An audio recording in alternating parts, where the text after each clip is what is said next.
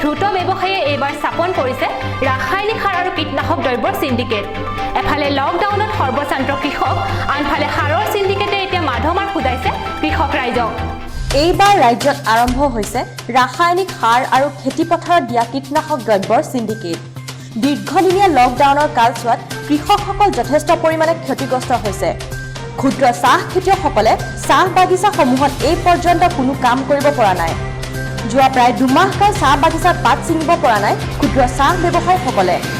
এজন ক্ষুদ্ৰ চাহ খেতিয়ক, মই আপোনাক প্ৰশ্ন সুধিব বিচাৰোঁ যে যি ইউৰিয়া সাৰত 266 টকা লিখা থাকে, সেই সাৰ বেগ আমি 520 টকা 500 টকা দি কিয় কিনিবলগীয়া হয়? সাৰৰ বৃহৎ কলা বজাৰ চলি আছে নেকি? আমি সদায় আচৰিত হৈছোঁ যে মন্ত্ৰী বিধায়কসকলৰ বৃহৎ বৃহৎ চাহ বাগিচা আছে, তেখেতসকলেও এই দৰতে চাহ সাৰ কিনে নেকি? কিন্তু আমি ক্ষুদ্ৰ চাহ খেতিয়ক, গতিকে আমিতো নোৱাৰিম, তেখেতসকলে কিনে বেলেগ কথা। কিন্তু সঁচাকৈ আচৰিত, ইমান এটা বৃহৎ সিন্ডিকেট যে চলি আছে বিশ্বনাথ মহকুমাত বা বিশ্বনাথ জিলাত, আমি সঁচাই আচৰিত হৈছোঁ। একেদৰে বহু কৃষকৰ উৎপাদিত ফচল গেলি পচি গৈছে খেতিপথাৰতে, কাৰণ কৃষকসকলৰ বাবে নাই উপযুক্ত বজাৰ। কোভিড-19ৰ পৰিপ্ৰেক্ষিতত ব্যাপক ক্ষতিৰ সন্মুখীন হৈছে চহা কৃষকসকল। কিন্তু এই লকডাউনৰ সুযোগ লৈ বিশ্বনাথ জিলাৰ একাংশ দ্ৰুত ব্যৱসায়ীয়ে চলাইছে সাৰ আৰু কীটনাশক দ্ৰব্যৰ সিন্ডিকেট।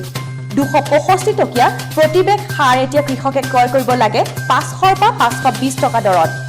প্ৰতি বেগ ৰাসায়নিক সাৰত দুগুণ মূল্য ভৰিবলগীয়া হৈছে এই কৃষকসকলে। লকডাউন কিছু শিথিল হোৱাত কৃষকসকলে খেতিপথাৰত কৃষিকৰ্ম কৰিবলৈ লৈছে যদিও বিশ্বনাথ, বিহালী আদি অঞ্চলত বৃদ্ধি পোৱা ৰাসায়নিক সাৰ আৰু কৃষিপথাৰত প্ৰয়োগ কৰিবলগীয়া কীটনাশক দ্ৰব্যৰ চৰা দামে কৃষকসকলক হতাশ কৰিছে।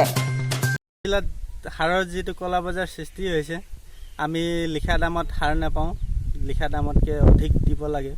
এটা বেগত লিখা থাকে 266 টকা, আমি সেই বেগটোৱে 500 টকা 520 টকাত কিনিবলগীয়া হয়। আৰু কীটনাশক দ্ৰব্যৰ যি বৰ্ধিত দাম, তাক অলপ কৃষি বিভাগে চাব লাগে, ক'ত কেনেকৈ কি হৈ আছে, তেতিয়াহে আমি খেতিয়কবিলাকে সুফল পাম বুলি আশা কৰিলোঁ। লগতে আমাৰ যিটো পেট্ৰলৰ ডিজেলৰ দাম বাঢ়িছে, সেই দামত আমি মেচিন দি পেলাই খেতি কৰিবৰ কাৰণে আমাৰ বহুত অসুবিধা হৈ পৰিছে। লকডাউনত ক্ষতিগ্ৰস্ত কৃষকলৈ চৰকাৰে 2000 টকাৰ সাহায্য দিলেই কৃষকৰ সমস্যাসমূহ সমাধান নহয়। এই সিন্ডিকেট স্থাপন কৰা সুবিধাবাদী ব্যৱসায়ীসকলক লেকাম লগাবলৈ মুখ্যমন্ত্ৰীক অনুৰোধ জনাইছে দৰিদ্ৰ কৃষকসকলে। বিশ্বনাথ কৃষি বিষয়াও এই ক্ষেত্ৰত নিমাত। আনহাতে চৰকাৰীভাৱে যোগান ধৰা কীটনাশক বা ৰাসায়নিক সাৰো এইসকল কৃষকে পোৱা নাই আজি পৰ্যন্ত কৃষি বিভাগৰ ফালৰ পৰা। এতিয়া এইসকল কৃষকৰ অনুৰোধৰ প্ৰতি মুখ্যমন্ত্ৰীয়ে কি সঁহাৰি দিয়ে সেয়াহে লক্ষণীয় হ'ব। Bureau report, Agnigarh news.